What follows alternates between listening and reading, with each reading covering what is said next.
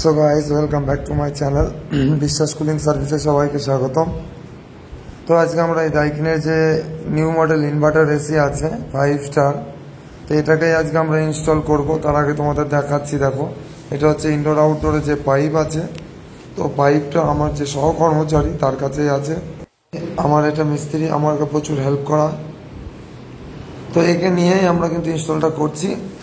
তো প্রথমে তোমাদের দেখাচ্ছি, দেখো এখানে যে ডাইকিনের ইনডোরটা আছে এটারই কিন্তু আমরা সেট করবো। তো সেটিং করার জন্য আমরা পুরো মাপ নিয়ে নেবো, প্লেট খুলে আমরা কিন্তু দেয়ালে মাপ নেব। তো প্রথমে কিন্তু যে প্লেটটা আছে প্লেটটাকে কিন্তু আমরা প্রথমে খুলে নিচ্ছি, মেশিনটাকে খুলে নিয়ে দেখো দেয়ালে আমি মাপ নেব। তো তার আগে দেখো তোমাদের এই যে পাইপটা আছে এটাকে কিন্তু র্যাপিং করে নিতে হবে খুব ভালো করে, কারণ র্যাপিং করলে লংজিভিটিটা অনেক বেড়ে যায় এবং মেশিনটাও খুব ভালো থাকে। আর আমরা যেখান দিয়ে পাইপটা বাইরে বার করব সেটাও কিন্তু খুব ভালোভাবে বার হয়ে যাবে। তাই সেখানে কিন্তু আমরা প্লেটটা বসিয়ে আমরা খুব ভালো করে একটা মাপ নিয়ে নেবো ফিতে দিয়ে। তো দেখতেই পাচ্ছ আমি কিন্তু এর ফিতের মাপটা নিয়ে নিচ্ছি। তো এখানে একটা মাপ থাকে 2 ইঞ্চি, 3 ইঞ্চি, 4 ইঞ্চি, কারণ এক একটা মডেলে এক একটা কোম্পানির এসিতে এক একটা মাপ থাকে। তো আমরা সেই মাপটা নিয়েই কিন্তু আমরা দেয়ালে প্রথমে মাপ নিয়ে নেবো। মাপ নিয়ে যেখান থেকে এসে পাইপটা বার হবে সেখানে কিন্তু আমরা ফুটোটা করব। তো দেখো এই মাপটা কিন্তু খুব ভালোভাবে নিতে হবে। মাপ যদি কোনো রকম ভুলভাল নেওয়া হয় তো সেক্ষেত্রে কিন্তু ইনডোর ঠিকভাবে বসবে না। তো দেখতেই পাচ্ছ আমরা কিন্তু লেভেল করে আমরা এই প্রথমে ইনডোর প্লেটটা লাগিয়ে নেব, বুঝতে পারলে? তো ইনডোর প্লেট লাগানোর আগে যেটা সব থেকে বড় জিনিস সেটা হচ্ছে ওই যে ইনডোর প্লেট বসানোর পর যেখানে যে হোলটা হবে সেই হোলটা আমরা সবার প্রথম করে নিতে হবে। কারণ অনেক সময় কী হয়, ইটের কিছু প্রবলেমের জন্য বা দেয়ালের কোনো প্রবলেমের জন্য ফুটো একটু এদিক ওদিক হয়ে যায়। তো সেক্ষেত্রে কিন্তু প্লেটটা আমরা পজিশন চেঞ্জ করতে পারবো। তাই প্রথমে সবসময় চেষ্টা করবে হোলটা আগে করে নেওয়া। তো আমি সেই ক্ষেত্রে আমি নিজে হোলটাকে প্রথমে আলাদা করে নিই। তো দেখতেই পাচ্ছ যে আমি যেখানে যে এসির ইনডোর আউটডোর জয়েন্টের যে কানেকশন বার হবে তো সেই পজিশনের মাপটা কিন্তু আমি খুব ভালোভাবে নিয়ে নিচ্ছি, মাপ করে বক্স টাইপ করে নেব। তো তোমরা খুব দেখতেই পাচ্ছ এখানে যে বক্স টাইপ করে নিয়েছি। তো এবার এটাকে কিন্তু পুরো ভালো করে ড্রিলিং করে আমরা এদিক ওদিক করে নেব, উপর ওপর ফুটো করে নেব।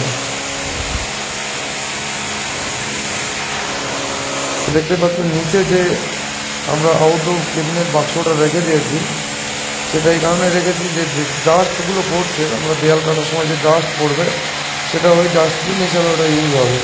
এই ধুলোগুলো ওর মধ্যে পড়লে কী হচ্ছে, এরিয়াটা কম ময়লা হবে। তো দেখতে পাচ্ছ প্রায় কিন্তু আমার যে হোল কিন্তু প্রায় শেষের দিকে, মানে আমাদের এপিটপি কিন্তু হয়ে গেছে। তো রাতের দিকে আমরা কাজটা করছি, তাই তোমাদের এপিটপি দেখাতে পারবো না এইভাবে। তো এখানে দেখতে পাচ্ছ ইনডোর প্লেট লাগানোর জন্য খুবই একটা তোড়জোড় চলছে। ইনডোর প্লেট আমরা কিন্তু লাগিয়ে ইনডোরটাকে ভালো করে ঝুলিয়ে নিয়েছি। তো এটা হচ্ছে দাদা ইউটিউবার, এই দাদাই আমার সাহায্য করছেন আজকে আমার সঙ্গে একটু। তো আমার খুব ভালো লাগলো জিনিসটা। আর এটা যেটা হচ্ছে পাইপ ডাইকিনে সাধারণত পাইপের ফ্লাইডিং করা থাকে না। ডাইকিনের পাইপ যে কোয়ালিটিটা দেয় খুব সুন্দর একটা পাইপের কোয়ালিটি দেয়। কারণ ডাইকিন যে এসি ব্র্যান্ডটাও কিন্তু খুব একটা ভালো নামি দামি ব্র্যান্ড। তো এখানে ডাইকিনের যে সমস্ত টোটাল যে পার্টসগুলো ইউজ হয় সেগুলোও কিন্তু কোয়ালিটি আছে। তো পাইপের কোয়ালিটিটাও খুব সুন্দর। তো আমাদের এটাকে কিন্তু খুব ভালো করে ফ্লাইডিং করতে হবে। তো আমি এটাকে দেখো ফ্লাইডিং করে নিচ্ছি, তোমাদেরকেও দেখাবো। তো দেখো ফ্লাইডিংটা কেমন হয়। তো এই টুলসটা যে ব্যবহার করো নিশ্চয়ই জানো এই টুলসে কেমন ফ্লাইডিং হয়। খুব সুন্দর ফ্লাইডিং হয়, ফ্লাইডিং ফেটে যাওয়া বা নষ্ট হয়ে যাওয়ার কোনো রকমভাবে ভাবনাই থাকে না। তো দেখো আমি তোমাদেরকে দেখাবো ফ্লাইডিংটা হয়ে গেলে।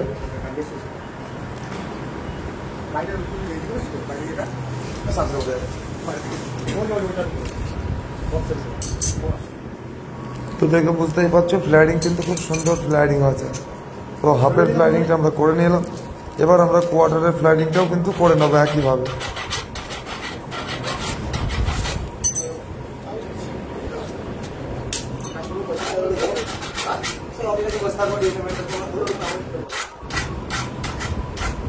তো প্রায় এবার কোয়ার্টারটা ব্লক দিয়ে আমরা কিন্তু ব্লক প্রেস করে রিয়ক দিয়ে এটাকে ফ্লায়ার করে নেবো। ফ্লায়ার করে নিয়ে আমরা কিন্তু র্যাপিং করে নেবো পাইপটা, কারণ একবারে র্যাপিংটা করে নিলে খুব ভালো হয়।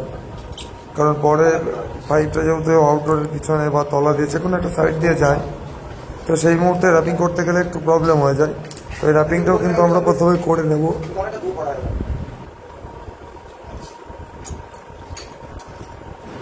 তো বন্ধুরা দেখতে পাচ্ছি পাইপ কিন্তু পুরোপুরি র্যাপিং করে নিয়েছি।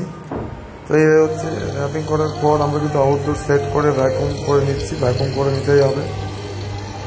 তো ভ্যাকুম কিন্তু আমরা প্রায় হয়ে এসছে, ভ্যাকুম হয়ে গেছে আমাদের। এবং যে গ্যাস ভালভ আমরা ওপেন করে দিয়ে আমরা লিকটাকে টেস্ট করে নিচ্ছি, কারণ লিক টেস্ট করে নেওয়াটা অবশ্যই দরকার। কারণ এখান থেকে যদি লিক হয়ে যায় তাহলে মেশিনের গ্যাস কিন্তু টোটালি বেরিয়ে যাবে। তো ফাইনালি দেখতে পাচ্ছ সাকসেসই পুরোপুরিভাবে লিক টেস্ট হয়ে গেছে, কোনো রকমভাবে আর কোনো লিক নেই, পুরো ওকে আছে। কারণ লিক থাকলে একটা বাবলস উঠে। তো এবার আমরা মেশিনটাকে কিন্তু অন করার জন্য নিচে যাবো। তো এই হচ্ছে দাইকিনের রিমোটটা খুব সুন্দর। তো দাইকিনের যে ইনডোরটা দেখতে বুঝতেই পারছো গেটআপটা কত সুন্দর লাগছে।